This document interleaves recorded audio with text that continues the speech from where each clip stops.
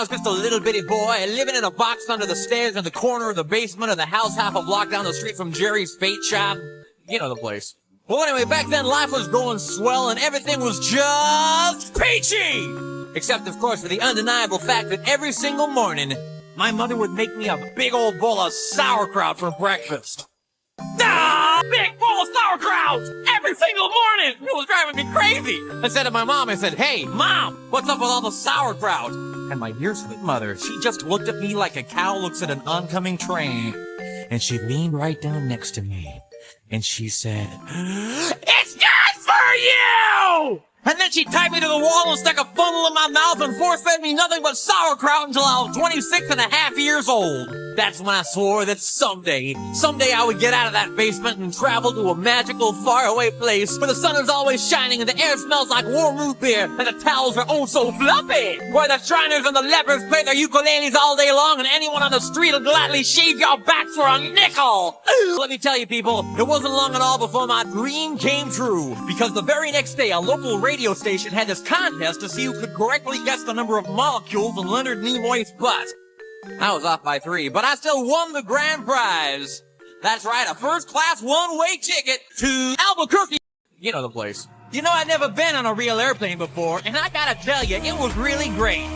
Except that I had to sit between 2 large Albanian women with excruciatingly severe body odor, and the little kid in back of me kept throwing up the whole time. The flight attendants ran out of Dr. Pepper and salted peanuts, and the in-flight movie was Biodome with Pauly Shore, and oh yeah, 3 of the airplane engines burned out. We went into a tailspin and crashed into a hillside, and the plane exploded in a giant fireball, and everybody died!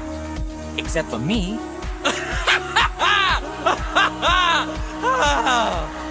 So I crawled from the twisted, burning wreckage. I crawled on my hands and knees for 3 full days. Dragging along my big leather suitcase and my garment bag and my tenor saxophone and my 12-pound bowling ball and my Lucky autographed glow-in-the-dark snorkel. But finally I arrived at the world-famous Albuquerque Holiday Inn where the towels are oh so fluffy and you can eat your soup right out of the ashtrays if you wanna. It's okay, they're clean. Well, I checked into my room and I turned down the AC and I turned on the Spectrovision and I'm just about to eat that little chocolate mint on my pillow that I love so very, very much when suddenly there's a knock on the door. Well, now who could that be? I say, who is it? No answer. Who is it? There's no answer. Who is it? They're not saying anything. So finally I go over and I open the door and just as I suspected, it's some big fat hermaphrodite with a flock of seagulls haircut and only 1 nostril. Oh man, I hate it when I'm right. So anyway, he bursts into my room and he grabs my lucky snorkel and I'm like, "Hey, you can't have that! That snorkel's been just like a snorkel to me!" And he's like, "Tough." And I'm like, "Give it!" And he's like, "Make me!" And I'm like, "Okay." So I grabbed his leg and he grabbed my esophagus and I bit off his ear and he chewed off my eyebrows and I took out his appendix and he gave me a colonic irrigation, if indeed you better believe it. And somehow in the middle of it all, the phone got knocked off the hook. And 20 seconds later, I heard a familiar voice. And you know what it said? I'll tell you what it said. It said, "If you'd like to make a call, please hang up and try again.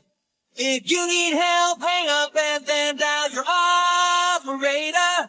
If you'd like to make a call, please hang up and try again. If you need help, hang up and then dial your operator." Well, to cut a long story short, he got away with my snorkel. But I made a solemn vow right then and there that I would not rest. I would not sleep for an instant until the 1-nostriled man was brought to justice. But first I decided to buy some donuts. So I got in my car and I drove over to the donut shop and I walked on up to the guy behind the counter and he says, "Yeah, what do you want?" I said, "You got any glazed donuts?" He said, "No, we're out of glazed donuts." I said, "Well, you got any jelly donuts?" He said, "No, we're out of jelly donuts." I said, "You got any Bavarian cream-filled donuts?" He said, "No, we're out of Bavarian cream-filled donuts." I said, "You got any cinnamon rolls?" He said, "No, we're out of cinnamon rolls." I said, "You got any apple fritters?" He said, "No, we're out of apple fritters." I said, "You got any bear claws?" He said, "Wait a minute, I'll go check."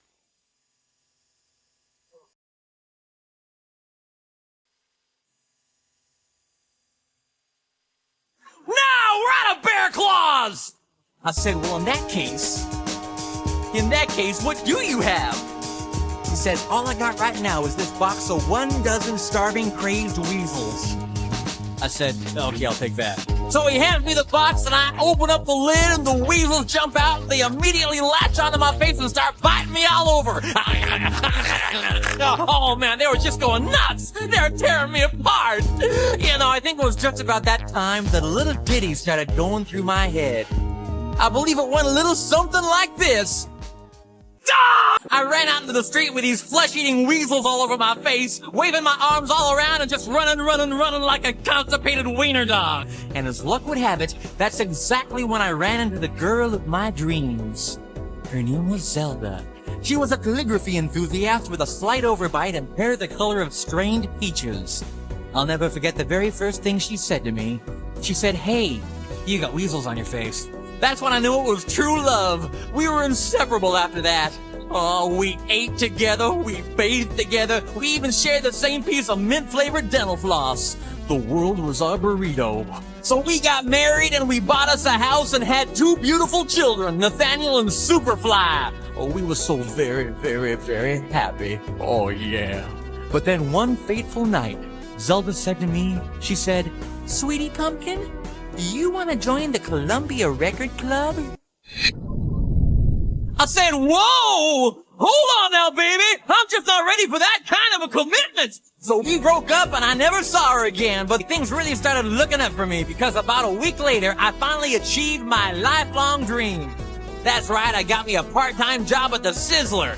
I even made Employee of the Month after I put out that grease fire with my face. Oh yeah, everybody was pretty jealous of me after that.